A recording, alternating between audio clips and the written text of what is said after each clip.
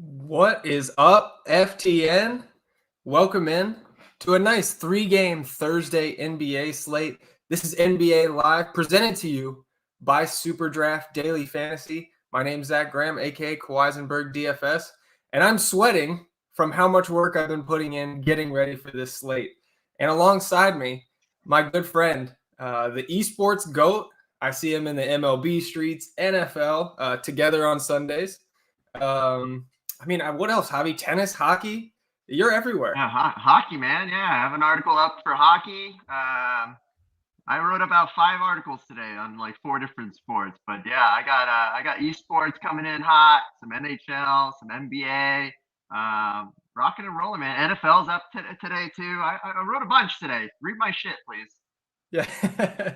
Well, and I've been reading your shit in the NBA Discord over the last hour. I know you've been going back and forth with a lot of the subs in there, and everybody's geared up and ready to go. It's always kind of like, well, first of all, I'll say it's a great feeling when we get that first NBA regular season slate. We can fire up the league pass and watch 11 different games almost all at one time.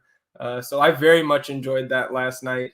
I think we had some okay success. I think I saw you had a nice little hit. Maybe not a bank, but close I for was so you. close, man. Yeah, I needed some more Dame time, man. He kind of let me down in the second half, and for some reason, CJ McCollum wanted to play well, which was weird.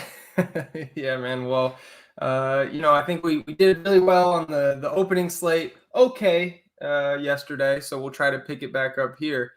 Like I said, 3 games on tonight's slate. Starting with Dallas and Atlanta here at 7:30 Eastern. As I wipe my brow with more of the sweat coming down, Javi, who are your favorite plays up top in this game? Obviously, kind of a star-laden Thursday night slate here, and I guess you're starting with Luka and Trey, right? So pick a side, pick a star. Talk to me about this game. Yeah, I mean, I find myself more on the value for the Hawks than anything else, Okay. more than the studs. Um, a key piece you have to have is probably Luka or Giannis. But Zach, I'm trying to win big money here, so I'm not recommending a fade by all means. But if you're doing a single lineup, I'm okay fading Luka and Giannis. Like in my one lineup that I did before I built 100 more, because that's what I do. Before I did that, I had a fade. I was focused on Steph and Paul George, and I've been doing that since last night, and I'm sticking by that as like my favorite play of the night, I guess you can say, my little mini stack. I mean, the upside is through the roof for Luka, right? It is. This Atlanta team slowed down the pace. They were one of the better teams defensively last year, one of the top teams in defensive efficiency. But it's Luka, right? Luka's got upside galore here. So I think if you're starting with a stud from this game, it's Luka. I don't have any Trey really. Minimal Trey. In my MME builds, which I used with the FTN optimizer, make sure you guys use that because it's been money the last 2 nights. Plus the preseason, it crushed. I have quite a bit of Trey just because in my main lineups, I don't have him. So I'm kind of hedging there. So just because it's a 3-game slate. If it was like a 6-game slate, I'd probably full fade Trey. But on a 3-game slate, his upside's high also. We saw him blow up in the preseason. But for me, it's Luka and it's the value pieces of the Hawks. So I'll stop there. I'm sure you're going to want to dive into that. So Sure, yeah, and I think for me on this slate, like you mentioned, like it's kind of star laden, only 3 games, but plenty of all stars to choose from, really, in all 3. And for those 2 guys specifically, even on DraftKings, where you're spending $1,500 more on Luka, I'm more than willing to completely overlook Trey if I was running one lineup and just get up to Luka. Like, I think anybody who's listened to me talk about Luka Doncic before knows that I love watching this guy, and that's a lot for me to say as a diehard Spurs fan. Like, the Mavs are kind of have been our biggest rivals for the last 20 years, but the utmost respect from me to Luka's game, and I love rostering him pretty much any slate that he's on, and at 10-6 on this slate with some of the value that we'll get into as we go along. I think he's probably my second favorite play. Not breaking any news here, being in favor of rostering a guy like Luka or Giannis, but it's tough for me to get away from those guys. So kind of working our way down the board salary-wise in this game. The third highest priced player on DraftKings in this first game, Javi, is Clint Capela. And Clint Capela had one appearance in the preseason. I believe he played 12 minutes and kind of gave us a reminder of why he's such a dangerous player to fade on any fantasy slate. 10 and 10 double-double in his 12 minutes in that one preseason game, but will be on a minutes restriction. I don't think we've seen any specifics in terms of number of minutes for Clint Capela tonight, but I would be surprised if he got more than like 24. So what are your thoughts on the minutes restriction, what we could see, and would you take a chance on him at this salary? Only in MME. Again, I have 5 hand builds today. I had 10 yesterday.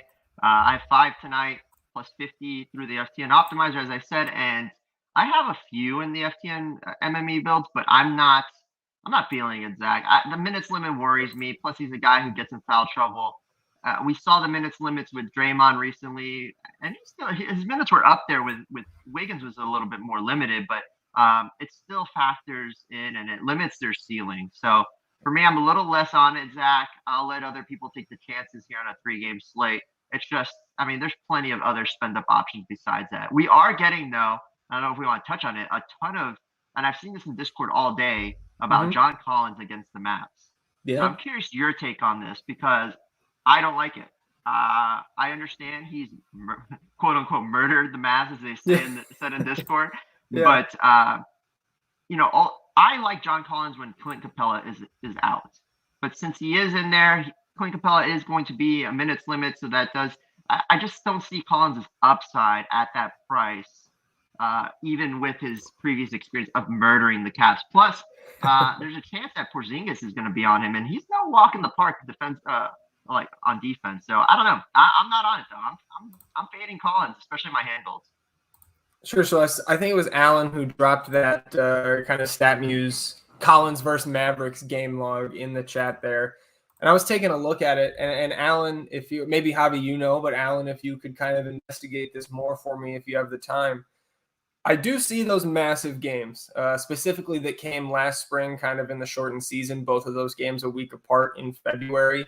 30-plus real points in both of those games. Actually, 3 games in a row against the Mavericks, 30-plus real points for John Collins.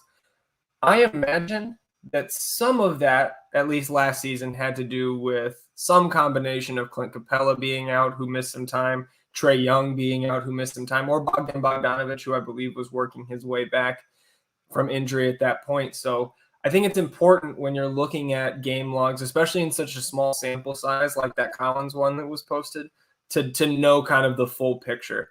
That being said, at 6'8", with Clint Capela on a minutes limit, again, unknown minutes limit, I still think Collins is a fine play. I had him at an 8 in the rankings on DraftKings. And he should pick up a few minutes at the 5. I'm not ready to push all my chips in on, John Collins is going to play so many 5 minutes tonight, because Gorgui Dieng is there, and Coach Nate McMillan showed no hesitancy in playing Gorgui Dieng a ton of minutes at the 5 in the preseason when Clint Capela was out. Now, of course, preseason to regular season is not a one-to-one comparison, but it's definitely making me hesitate in, going all in on the John Collins play at that price. Elsewhere down this Atlanta Hawks roster, you mentioned some of the value that you really wanted to target. Unfortunately, Kevin Huerter, up above 6K, not really somebody that I would have much interest in at all tonight. Coming off a fresh contract extension, though, so congrats to him. I would have more interest personally in a guy like Bogdan Bogdanovic if I was going to target somebody in that 6K range in this game. But I think we're probably in line here where you're looking more to a DeAndre Hunter at 4.7 or maybe even a Cam Reddish at 3.9. Tell me where you're at with these guys. Yeah, for me, it's Hunter and Reddish. Those are the guys that I like when I was talking about the value. On SuperDraft, I love these two. On DraftKings, I love these two. On FanDuel, I love these two. We saw the upside with DeAndre Hunter last year before he got hurt. When he was playing, this guy was crushing. I mean, his price tag, pretty sure, was up over $5,500 at one point because of how well he was doing. So for me, I'm all over DeAndre Hunter. He also tore up the preseason, so this could be a fresh start for Hunter again after a solid campaign before he got hurt. And I'm on it. I'm on board the DeAndre Hunter train. Cam Reddish too.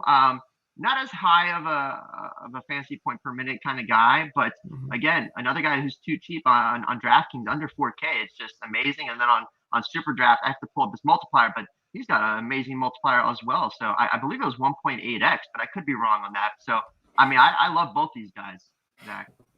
Yeah, 1.8 for Hunter over there on SuperDraft and 1.65 for Cam Reddish. So I came in at an 8 on SuperDraft with Hunter, and I couldn't get Reddish really over a 6, just most likely coming off the bench, not massive minutes. And again, we need him to score a good amount of fantasy points to get up there in the optimal lineup on SuperDraft at that 1.65x. So before we kind of flip over to the Mavericks side, now that a lot of people have filed in and we talked SuperDraft for a second, I'm going to show for SuperDraft now because, again, we are presented by SuperDraft Daily Fantasy. And if you haven't played over there yet, we've got a comprehensive site review here at ftndaily.com. I can drop the link to that if anybody wants it here in the Discord in a couple of minutes. But whenever you're ready to sign up for SuperDraft, and if you haven't, I don't know what you're waiting for. When you sign up and deposit, promo code FTN is going to get you $100 in bonus funds on any deposit of $100 or more. And for me, Javi, the key on this bonus offer is that those bonus funds only have a 1x playthrough. And so there's no slow drip or anything like that. You can turn those bonus funds into cash really fast. And you deposit $100, boom, the bonus is in your account, and you've got $200 to play with. Obviously, we're focusing on the multiplier mode, but there is a normal salary cap game over there. The contest offerings aren't as big in terms of if you're looking for a big GPP. And then there's the Super 15 mode, which is pretty cool. I know we were focusing on that a little bit on the Sunday study talking NFL last week.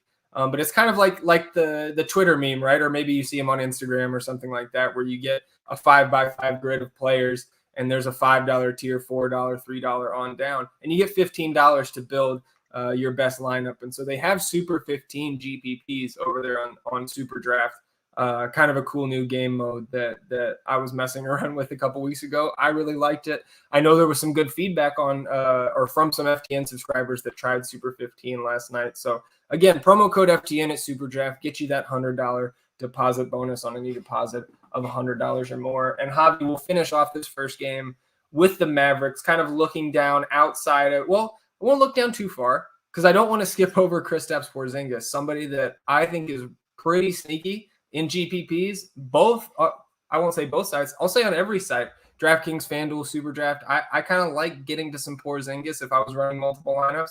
I think I'd try to be over the field. Where are you at on Tingus Pingus tonight? Tingus, the zinger, the unicorn. I like him too. I'll have some exposure here. It's just, again, I just prioritizing the spend ups, like having 2 of the 4 of Curry, George, Giannis, and Luka kind of limits your exposure to the 7K range. And I actually prefer Bam Adebayo tonight, which we'll talk about in a second. Not just because I'm wearing this beautiful hat, Zach, but because I think the matchup with no Brook Lopez could be good for him. But it all depends on if Giannis plays the 5 or not, because I don't like the target against Giannis's defense, but he can still do well. So, I mean, we'll talk about that in a second, but I'm fine with a pivot off Butler or Bam to Porzingis, because I am trying to get a third mid-range spend up for the most part, and those guys are expensive, and Kristaps isn't as much on DraftKings, so I don't hate it, but I just, with Luka there, he's such a usage hog. That's the thing that worries me. Yeah, absolutely. For me, I guess I'm kind of more with you, where I'm like in the middle on Kristaps. Like I'm being influenced by his great preseason performance. Like he was amazingly productive in the 3 games that he did play for Dallas. And preseason is kind of the time where every beat reporter is telling us how every player has showed up in the best shape of their life, and they've added XYZ to their game, and everybody's going to do big things. But Porzingis was one of the few players that I think kind of backed up those kind of rants and raves about him from the Dallas media. So I have some significant GPP interest in Porzingis. How about maybe the more important piece in the trade that brought Kristaps Porzingis to Dallas, at least thus far in their Dallas tenure? Any interest in Tim Hardaway Jr. or looking down, other starters or expected starters, Dorian Finney-Smith, Reggie Bullock, guys like that? No, and I've seen some talk about the centers, but there's so many centers on this team. Yeah. Dwight Powell, Willie Cauley-Stein, Boban. I'm missing someone else. Dwight Powell, Cleaver, Moses Brown, Kleba. yeah, Moses Brown, Kleba. All these people. There's so many big men, so I just don't want to flirt with that at all. I mean, maybe you play the starter, but I'm a little less on that. The other guy that's enticing is Jalen Brunson. He's super cheap on DraftKings, 3,500. He does take obviously a usage hit with Luka and Porzingis in there, but I'm pretty sure he's supposed to start. I could be wrong. If not, then he's the first guy off the bench. But Hardaway, no, not a guy that I ever really like to play. And he's expensive, 6,400 on DraftKings. That's not ideal. So. Yeah, I'm with you on Tim Hardaway. I think the thing for me with the Dallas starters, I don't really understand. I mean, I know Jalen Brunson. I know his pedigree as a player, both in college and the league, and that he's had plenty. Trust me, I've had plenty of great nights rostering Jalen Brunson, especially when some of the Mavs are sitting. But I think, and we'll get to some of this value, I think there's just much stronger value in the latter two games, specifically from my Milwaukee, which we'll get to. And I don't. To me, the Mavs lineup will likely be Luka Doncic, Reggie Bullock, Tim Hardaway Jr., Kristaps Porzingis, and then either Maxi Kleber or Dwight Powell. But I'm right there with you on the bigs. That entire front court outside of Kristaps Porzingis is a logjam, and I think you could probably make an argument that the fact they have so many live bodies in the front court as a reason to fade Porzingis or be under on Porzingis until we kind of see how this big rotation is going to work out. If I had to touch one of those kind of cheap Dallas bigs with some ownership, I would probably prioritize Maxi Kleber first. I think his minutes are probably the safest out of the 4 or 5 guys that we listed. And then I think Dwight Powell probably second, but none of those guys certainly priorities for me. Anything else on this first game before we kind of jump into the middle game of the slate? No, I think we touched on it. I think if I had a core here, it's crazy to say this, but it's DeAndre Hunter and Cam Reddish for me. Mainly DeAndre Hunter, just because I love the progression that he made last season, plus the preseason. Yeah. I take preseason with a grain of salt. I know people love preseason and hype. But look at our boy Bones Highland. He didn't even get a minute yesterday. What the heck, man? So I mean, just take it for what it's worth. And then if I have to, obviously a spend up option for me, my preference is Luka over anybody else. Sure. All right, let's move on to Milwaukee at Miami. Milwaukee, obviously the defending champions, coming off an impressive opening night win at home over the Brooklyn Nets. Now on the road against your Miami Heat, Javi.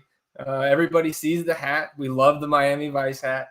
But a tough matchup for your Heat tonight. Obviously, kind of a revenge spot, right? These teams have gone at each other the last couple playoffs, and Milwaukee obviously getting the best of them last year. I'm sure Jimmy Butler and the rest of this new look Miami Heat team will be ready to go and fired up to face a kind of a beaten down Bucks team at this point. We were just talking on the Dream Stream on Tuesday about how Milwaukee was healthy and probably the most complete team in the league coming in. And now Drew Holiday out, Brook Lopez out, kind of joining a list of role guys, Dante DiVincenzo, Bobby Portis, to be specific. You could include Rodney Hood in there, but he's kind of perpetually injured.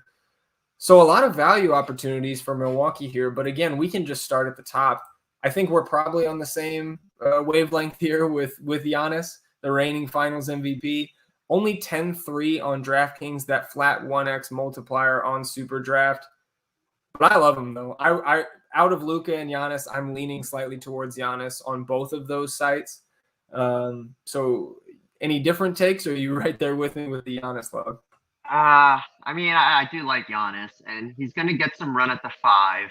But I love Jordan, Nwora, Nora. Sorry, I pulled a David here. But I like him. Like I think he gets the biggest boost out of anybody else. There's no Brook Lopez. There's no Drew Holiday. That's a big defensive loss for them more than anything else. Like Brook Lopez is actually pretty solid defensively against the big man, and Drew Holiday is one of the best guard defenders in the league.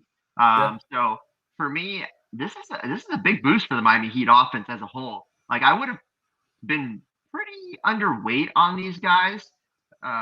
Seeing what we have here from a value standpoint, and seeing that these two injuries and these two people being out, Drew Holiday and Brook Lopez, this is a big boost to Miami across the board. Plus, you got the Tyler Hero redemption story, right, Zach? Yeah. I mean, he had a terrible year last year. Had a great preseason. This could be, they're calling him the next Trae Young, right? No, I'm just kidding. I think he's a phenomenal play today, especially if he plays like he did in the preseason. But the guy I'm looking at is Jordan Nwora. I can't say his name. Sorry. And then the other guy, I've been practicing this. All right. So bear with me. I actually have it. Sandro Mamukelashvili. Right. There we go. Right. 95% of the way there. Did I forget something? Oh, sorry. I had it spelled out so I could say it right, so I don't pull a David. But I love him today. I don't love him today. I do not love Sandro today. I think he gets more run today, but Giannis, I can see Giannis going to the 5 and Nora playing more. So that's why I'm a little hesitant on Sandro today. But that's what I'm focusing on for the most part. Yeah, I was really just trying to look for the spelling of how to say it. Yeah. Sandro Mamukelashvili, I believe is how it's said. But so we'll start with Jordan Nwora here, or I'll start with Jordan Nwora here. Yeah. I'm right there with you. If anybody's checking the rankings, mine and Eddie's rankings, he's a 10-10, 10 on DK, 10 on SuperDraft, 2x multiplier over there on SuperDraft. And we saw Nwora be a popular value play on Tuesday's opening night slate. And again, with only 3 games tonight, to me, he's just by far the best point per dollar value on this slate on any site you're going to look at. This guy has been, again, obviously only a rookie last year, but in his short time in the league, and I think it's worth it to expand to any G League statistics, any preseason statistics, Olympic statistics with a guy like this because he's so productive. Whenever Jordan Nwora is on the court, it doesn't matter who's with him or who he's going up against. This guy is getting shots up. This guy is an above-average scorer at worst. And I think he's just going to continue to, even when Milwaukee is healthy, be a big part of this rotation and take some of the scoring load off the big three in that starting lineup. And with Drew Holiday out, great point by you, one of the best defenders in the league, if not the world. Like, I think it was interesting to watch in the Olympics this year with Team USA, how Drew Holiday was out there for all the crunch time minutes and a guy like Damian Lillard was not, just kind of proving, in my opinion, the value of somebody with a skill set like Drew Holiday, both in the international game and once you get to the playoffs in the NBA. As far as we'll call him Mamu from here on out this show, Javi. As far as Mamu goes, I would have some interest. Again, I was mostly 20 max player. I think I would have like close to 40 or 50% Mamu tonight, and I think the most important piece of news that we'll get pertaining to Mamu is, does he get the start? And I'm leaning towards no. I think that Giannis may start at the 5 this game because I don't think Bud has any issue, nor does Giannis physically have him. I think Bam could spend some time guarding Giannis in that scenario. So I'm leaning towards Giannis getting the start at the 5. But if Mamu does go out there and get the start, then I think I would elevate him in the ranks. I believe he's at an 8 right now on DraftKings. Again, at the flat 3K. I had him as an 8 and a 7 over there on SuperDraft. If he gets the start, man, then I think I'm pushing more of my chips in on that value, and I would have no issue playing Nwora and Mamu in the same lineup. I think then the question is, how many bucks do you stack? Because again, we want to have some Giannis if we're building multiple lineups. And somebody we shouldn't skip over is Chris Middleton. A lot of times when we play Chris Middleton heavy, it's when Giannis is out or Giannis and Drew are out, something like that, when we kind of smash him in.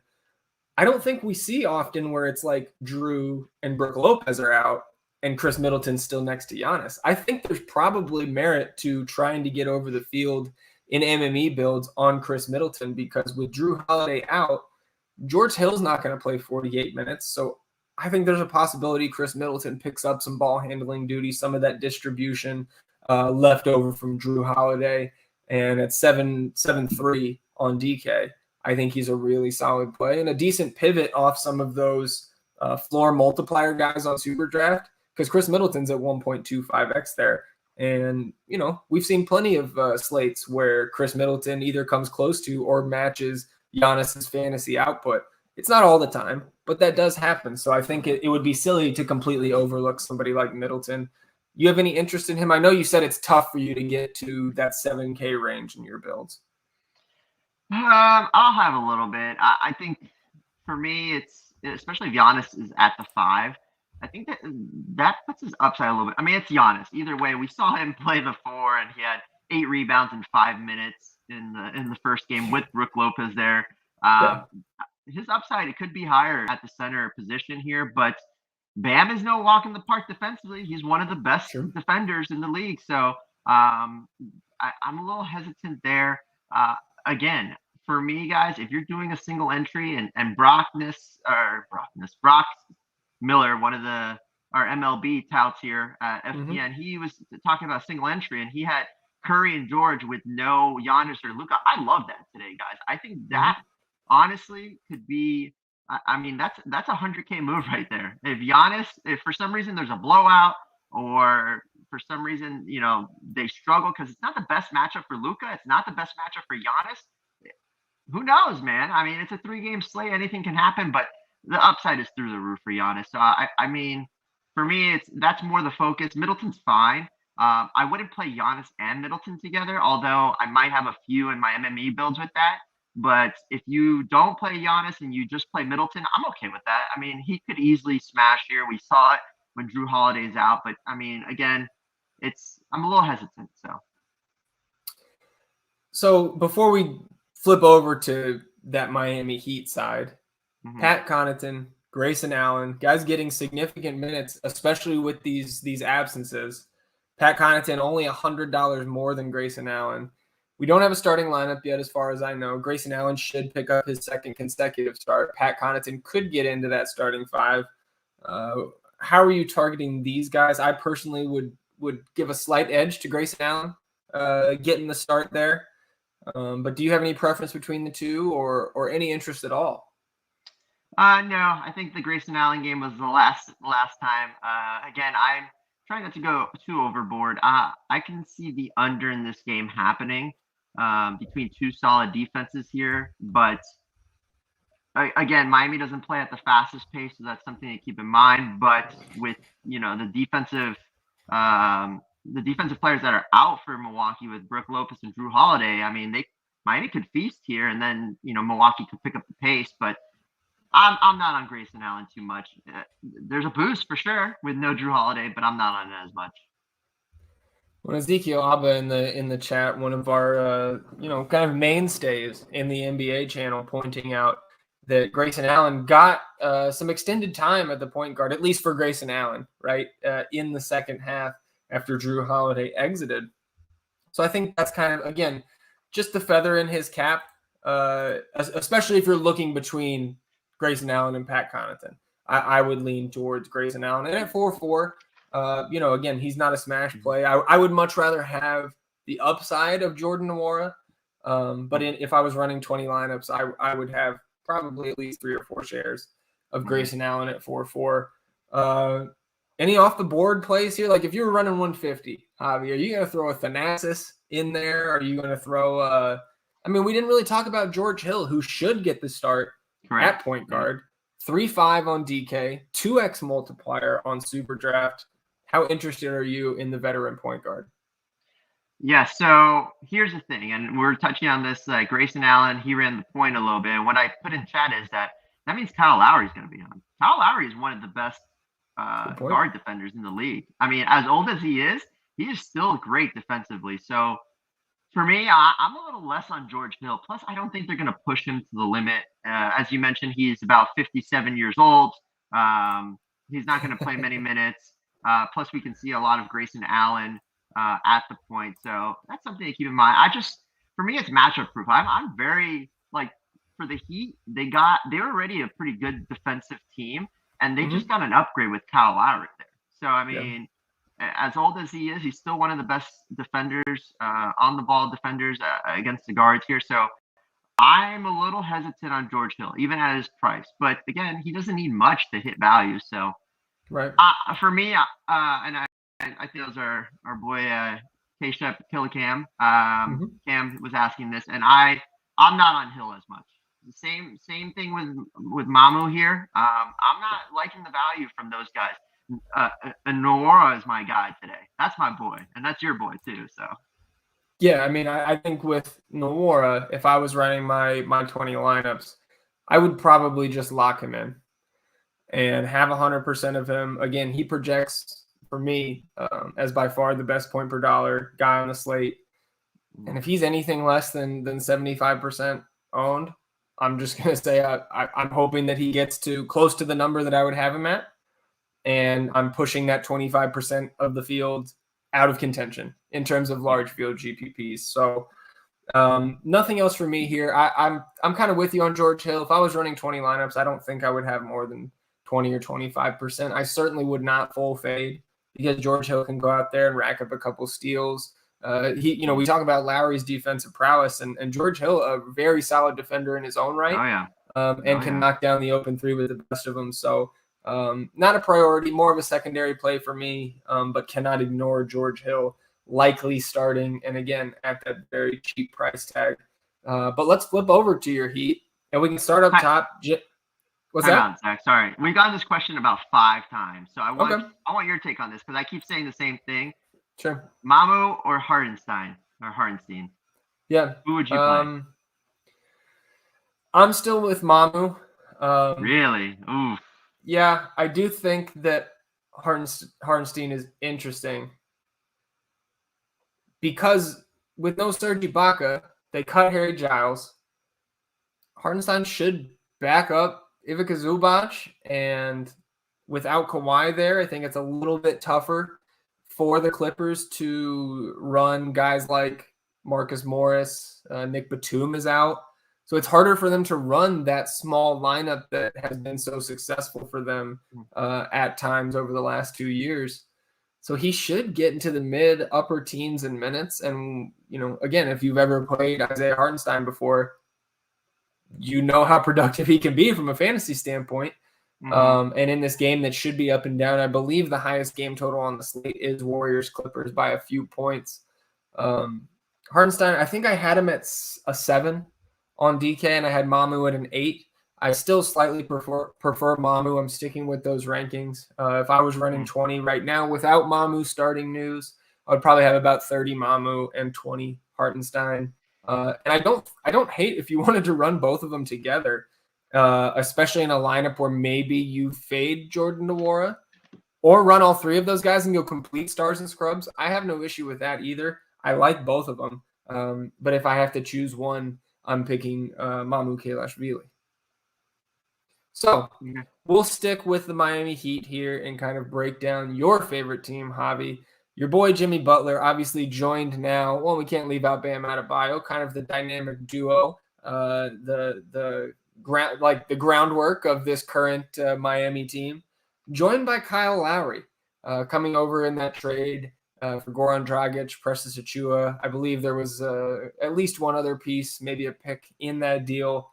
But you mentioned Kyle Lowry earlier. Obviously, former NBA champion, great defender, throws his body around everywhere. But 8-1 on DraftKings. That's really tough for me to get to, certainly in one lineup. When I can get Jimmy Butler for $200 more or save $500 and go Bam Adebayo. How are you breaking down the upper tier of this Miami team? Yeah, Bam's my focus here.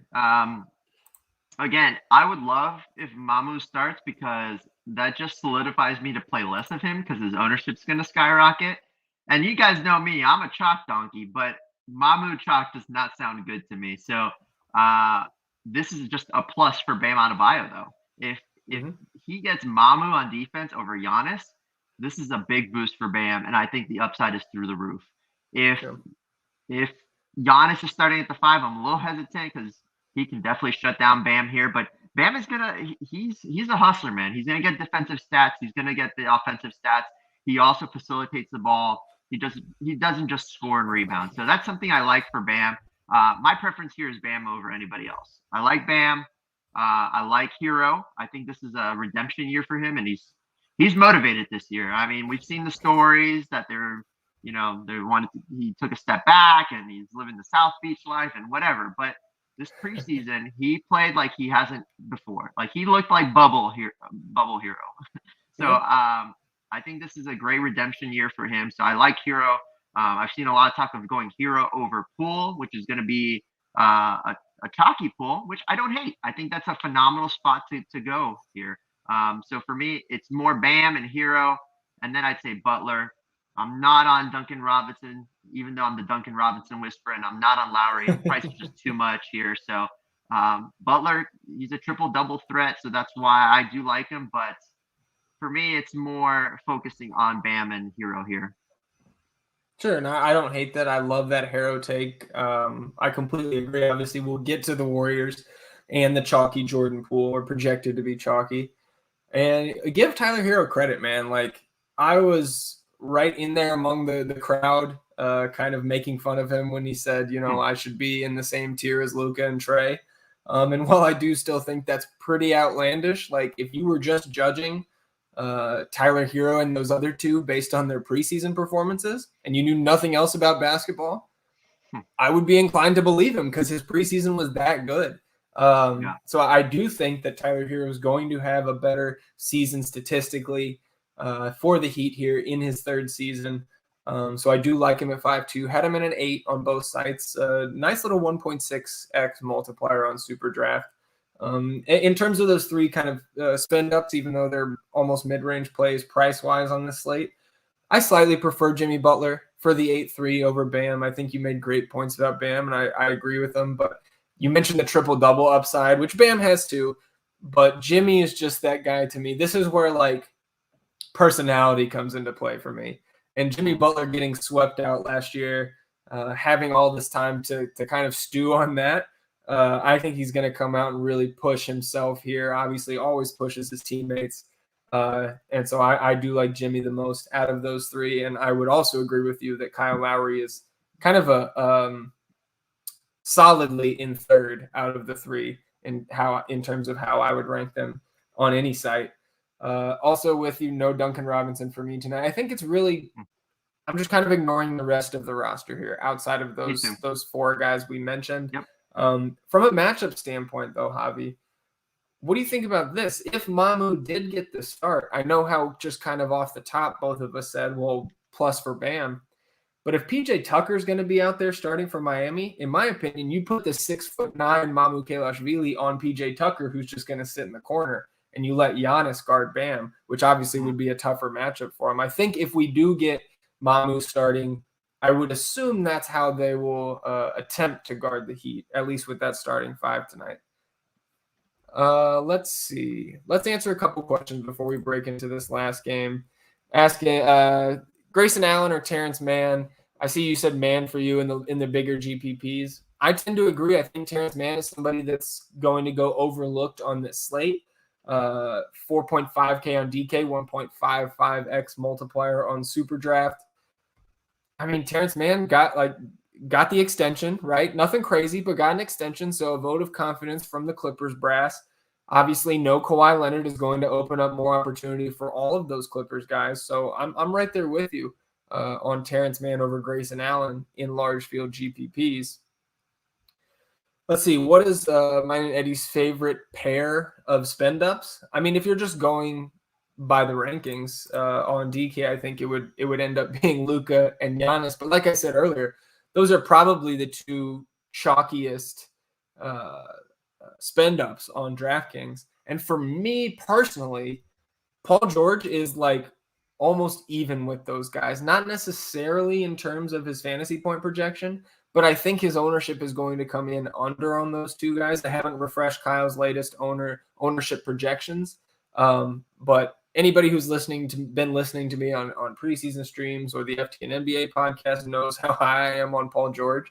So I would say Luka and Giannis if you're asking for Eddie and I composite, but Paul George sneaks in there for me kind of as a 1B option, if that makes any sense. Ready to move on to this last game, Javi? Let's do it. Rock and roll. Golden State Warriors hosting the Los Angeles Clippers. Golden State home opener. Obviously, we saw them get the win against a disjointed, can I say, Los Angeles Lakers team, at least at this point of the season. So coming home tonight, Golden State, obviously up top. The fantastic Stephen Curry, 8th triple-double of his career on Tuesday night. I don't think we see that again, especially against a much better defensive team. Even without Kawhi Leonard, like this Clippers team is going to get after it on the defensive end. 10K for Stephen Curry tonight. What are you doing with Steph? I know you said you had kind of one build built around this game as a game stack, but then talk to me a little bit how you're treating him in your MME build as well. Yeah, so I love both Steph Curry and Paul George. I think this is a great spot. So listen, the Clippers, the last 2 seasons I've called them to win the NBA Finals, and they've broken my heart. Sorry, Jake. I know it's probably too soon because you're a Clippers fan, but for me here, I'm just overweight on this game. I think that losing Patrick Beverley is a big piece too. Kawhi Leonard being out, that's a big piece defensively. So there's a boost defensively for these guys. Paul George, still one of the best defenders in the league. Zubac, very solid defender as well. But Reggie Jackson, I wouldn't say he's a great defender. So there's a little bit to be left to be had here for the Warriors against the guards. I'm a little skeptical on the forwards, really, but I think Jordan Poole, he's going to be chalky, which Jordan Poole chalk kind of worries me a little bit, but it's still a great matchup for these guards and the Warriors, and the pace is going to be faster. Reggie Jackson is a guy who bumps up the pace here, and that's something that I look at primarily. So I love Poole, I love Curry, and I love George, and those are the 3 guys I'm building around. I love Hardenstein a lot. It is Jake says Reggie Jackson's the greatest player of all time. Okay, I like Reggie Jackson, but he's not the best defensively. Sorry, but for me, I do like stacking this. I wish Reggie Jackson was more affordable on DraftKings. I'm trying to get him in at least one lineup because no one's going to play him, but that pricing is ridiculous for him. So for me, it's really focusing around Poole, Zubac, George, Curry, those 4 guys, and then as I mentioned, I like Hardenstein a lot. Yeah, so and I will say this for Jake, obviously Jake joking in the chat about Reggie being the greatest player of all time, but man, 2021 NBA playoff Reggie Jackson might make that NBA top 75 players of all time list. I'm not sure. I think he's close though. So I do think Reggie Jackson turns back into Reggie Jackson here, but for our purposes at this price, 6'7", again, I think going to go under the radar because the price is elevated a little bit. But if like Reggie Jackson, going back to Detroit Reggie Jackson, Oklahoma City Reggie Jackson, like this guy can score at, again, won't say an elite level, but above average. This guy gets his shots up, gets his points, and always has the mindset that he's like that dude. And for a scenario like this, I don't think I would play him with Paul George. Maybe if you're game stacking, and certainly on the showdown, it's fine. But I think in any Paul George lineup, I would probably avoid playing Reggie Jackson. I think they could kind of cannibalize each other's production on the offensive end. I think if one's having a huge game, it'll be tough for the other one to have a ceiling game. But I do like getting some shares of Reggie Jackson if you're building multiple lineups. Paul George, 9.7. I think he's going to be a 5-digit salary guy on DraftKings for the majority of the season. I've been pointing out for weeks now kind of the numbers he put up back in Oklahoma City, and that was alongside Russell Westbrook. But Paul George was a major factor that season. came in third in the MVP voting. I think he's going to be an MVP candidate as long as the Clippers don't take on too much water, in terms of additional injuries. Obviously, Kawhi out for the year. Serge Ibaka still coming back from his back surgery. We mentioned Nick Batum sitting the rookie. Keon Johnson also out tonight. Eric Bledsoe, the subject of much ridicule, especially in the FTN world. Joe Met's favorite player. It's a shame they had to ship him off to get a title, but now finding a home in Los Angeles after one season in New Orleans, $6K on DraftKings tonight. Any interest in an Eric Bledsoe resurgence? Listen, I'm not at that price on DraftKings. I prefer just to spend up a little bit more for Reggie Jackson and maybe hope for playoff Reggie Jackson. But on FanDuel, I think Reggie Jackson's a guy that I love. I think his price. He's a cash staple on FanDuel, and Bledsoe can be played on FanDuel too. But yeah, I'm not loving these two guys on DraftKings at all, just because of the price. Yeah, I mean, Reggie Jackson at $5K on FanDuel is a fantastic play. I think in any format over there. I still think that he could go overlooked in cash or GPPs over there. Terence Mann, I think from more of a basketball standpoint now, I think he's somebody that could take Eric Bledsoe's spot maybe sooner rather than later if the Clippers get off to a tough start. Because I think that's just kind of the natural pivot for this starting lineup. Maybe Nick Batum just kind of gets in there, stabilizes things a little bit. But Terence Mann, in my opinion, a player that's on an upward trajectory. Marcus Morris at 5-1, Javi. Obviously, not my favorite player, but we have to pay. But somebody we have to pay attention to when Kawhi Leonard is out, and I think Marcus Morris, who sat out, I believe, the entirety of the preseason. If he did play, it was one game in limited minutes. Coach Lou was talking about how he was literally sitting Marcus Morris out to save him just for regular season time, which to me indicates that he's going to play a big role on this team with Kawhi out. So at 5-1, how much interest do you have in Marcus Morris at that price? I'm torn here, Zach, because I don't have much right now, and honestly, I think he's got some upside here, especially with the injuries around the team. But I don't see him. I see more upside with Zubac, but Zubac is usually handled with kid gloves, especially in the beginning of the season. They don't like to give him a ton of run. So for me, I just prefer the salary savings with Hardenstein. That's why I like him a lot. But Morris, I mean, the upside's there. We see it when Kawhi's out. Right now, it's just the Reggie Jackson, Paul George, and Marcus Morris, so he can't be ignored. But I don't have a ton. It's more of a gut call than anything else. But I mean, it's a good spot. And I saw Eddie's rankings. I'm sure it pained you to give him that ranking today. But yeah, it's a good spot for him. Yeah, absolutely. And then just kind of to finish this off, my short takes. I talked a little bit about Hardenstein already, but Ivica Zubac, somebody that I'm kind of fond of, both from a real basketball standpoint and in daily fantasy. I think he's got some solid opportunity tonight. I worry a little bit about the matchup. I feel like he could just kind of match Kevon Looney's minutes, and that could spell trouble in terms of his opportunity. But if he's going to get into the mid-upper 20s in minutes, then at this price, he's a fantastic play, and I even have some interest on SuperDraft at the 1.6x multiplier. But I don't think he can be a priority play for me tonight. And for the discount, I think I even may prefer playing Hardenstein at 3-1 on DraftKings. Again, we talked about your ability to, especially if he starts, kind of pair Mamu and Hardenstein up and go really stars and scrubs. On this Warriors side, we talked about Steph Curry. We've mentioned Jordan Poole a couple times leading up to this. I think he's good chalk. I don't think we're going to see Damian Lee play the entire fourth quarter again. I think Jordan Poole's minutes will come up. I think he's somebody that they'll need in a lot of games down the stretch here, especially until Klay Thompson is back healthy. So at 5-5, I like Jordan Poole a lot.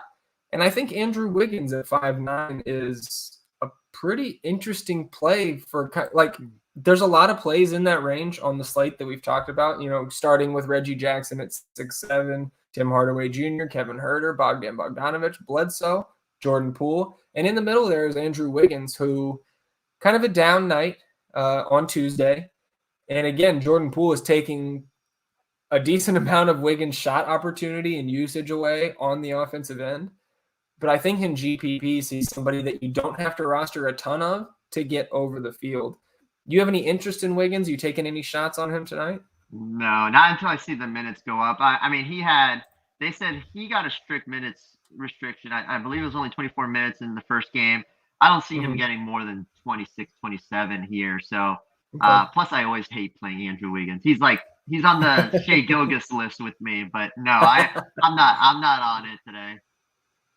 Gotcha. We'll close out the game by game and get into questions here. Kind of the value tier here. I'm passing on Draymond Green at 6'9". I do think there's more interest for me in this matchup against the Clippers than against the Lakers. But he's in that tier where it's tough to get to the 7K, high 6K range. And I would personally prefer to go Kristaps Porzingis if I'm going to spend right there. Porzingis is 7-1. So Draymond not out of play, but not a priority for me. We saw Nemanja Bjelica. I don't know, is this kind of the perfect team for a guy like that? He was doing great the other night, up to 4-6 on DraftKings. Any interest in Bjelica, Andre Iguodala, or Damian Lee again, who got extended run off the bench? I'm not going to chase that Bjelica. I think his ownership is going to go up a little higher just based off that game, and it is a 3-game slate. But I'll have some exposure to my MME more than anything else. And then Damian Lee, a little less for me as well. So I'll let the fishies chase that, but maybe I'm the fish not playing it. So. Okay, and the last guy I'll mention, Otto Porter Jr., kind of a disappointment in terms of his minutes load on Tuesday. I think there's a chance for him to get a little bit more time in Steve Kerr's rotation here, but until we see it, not somebody that I'm going to roster on any site, really. I'm going to need to see more opportunity from Otto Porter to consider him. So we'll close out the last 5 minutes and change here with Discord questions. And the first one here, Javi, I know I think you got back to Eric here, but let's discuss Cam Reddish and Bam or Hunter and Collins. Obviously 3 Hawks out of those 4 players. I think I lean the Reddish and Bam side. Me too. Yeah, that's what I told him. I like Reddish quite a bit because of his value. I can still see him getting 25 plus minutes even off the bench. And then Bam, I mean, I talked about it. I love Bam today. We don't have a lineup for Milwaukee yet, which is surprising, but this is good for us because maybe I play Mamu now because people might lock in this first game. So. Yeah, absolutely. I mean, I think the longer we go getting news on this Bucks lineup, the better it's going to be for us. Obviously, we have a hard out here right at lock, everybody, because it is Thursday night, and our Thursday night football stream is coming up right after this. But our boy Jake just has a good question. I'm curious your take on that. Yeah. We'll see what you say. How do we rank Dwight Powell versus Mamu Kelashvili versus Hardenstein straight up? Obviously, Dwight Powell, I don't know if we touched on this, but Dwight Powell getting the start at the 5 for the Dallas Mavericks. It's tough for me to rank that with confidence without knowing if Mamu is going to start or not. But let's assume that he doesn't. I think I'm still ranking the Mamu, Hardenstein, Powell. I'm not a huge Dwight Powell fan. He hasn't shown the same explosiveness since coming back from his Achilles injury. And, we talked about how deep that Dallas front court is. So that's my ranking. How would you rank those 3? Yeah, I just was typing in there too. So for me, it's Hardenstein, Mamu, and Powell. And I'm just going off ownership. So I do think Mamu's ownership drops quite a bit now with no news yet. So I might flip-flop. Come lock, if we don't have anything still, I think it's close enough to do it. So I'm fine with either one. But for me, I think Hardenstein is going to get some good run because because they're gonna treat Zubac. They're not gonna give him 30 minutes game 1 of the season. They never give him that many minutes usually. So for me, I can see maybe not an even split, but 24 minutes for Zubac, 20 minutes for Hardenstein, and that's more than enough minutes for him. So. Absolutely. Center position on SuperDraft in GPPs. Would you Bam at 1.25, Javi, or Porzingis at 1.3? So I said Bam is my focus, but yeah. Yeah, I also think that it's not a terrible idea to go both on SuperDraft because I believe Kristaps Porzingis, power forward, maybe actually both of those guys, power forward eligible over there on SuperDraft. See any other questions coming in here? 3 minutes. Yeah, Giles did get waived. Mm-hmm. Unfortunately, I'm a Harry Giles fan, so always sad to see him not be able to stick. Harry Giles, one of those guys that has kind of been derailed by injuries throughout his career. 2 questions coming in here: Hill or Hardenstein for you, George Hill or Isaiah Hardenstein, Javi? Oh man, that's tough. Just because of Hill's matchup and limited minutes, I'm still going Hardenstein. Yeah, I know Hill's going to start, but he's got Lowry on defense. Hill can easily get to 20 DK points or even FanDuel in the time he gets, especially starting, but not the best matchup. So yeah, taking some stands here, guys. I might be crazy, but we'll see. Well, this is I'm going to differ from you there. I would rather roster George Hill just kind of for the safety, and he still does have upside, even though maybe not 50-point upside, but he can certainly get you a good number at that 3.5x. What else do we got here? I have one for you sure. Before we touch here real quick. So Poole or Hero? I think it's Hero if you have Steph Curry, and if you don't have Steph, I'm going Jordan Poole. Okay, I like that. Bielitsa love or not for you? For me, he's just very much a secondary play. If I was running 150 lineups, I would have shares, but he's Bielitsa not a priority for me on this slate. Yep. Well, we are coming down to it, Javi. Middleton under a minute. minute. Middleton, if no Giannis, is what I'm typing. For Allen or Reddish. Oh, for Brown and Gold. Your Padres brethren there. That's right. And we are locked. So, again, Javi, with it being Thursday Night Football kicking off in less than an hour, jump over to the NFL stream if you're an NFL sub. And if you're not, I don't know what you're waiting for. I see Javi and the rest of those NFL guys cleaning up every Thursday, Sunday, and Monday. It's like every day is freaking NFL, man. I can't lie to you, Javi. I'm ready for NFL to be out of here and just be fully basketball season. But I know that's not how the masses feel. So we won't do an ownership game today. We'll get back to that tomorrow when I'll be back. I believe 2 shows tomorrow, 5 Eastern, 6 Eastern, here at FTN Daily. Again, jump over to that NFL show. Sign up at SuperDraft with the promo code FTN. Get yourself that $100 in bonus funds. For Zach, for Javi, for Thomas behind the glass. We'll see you guys tomorrow. Good luck. Peace.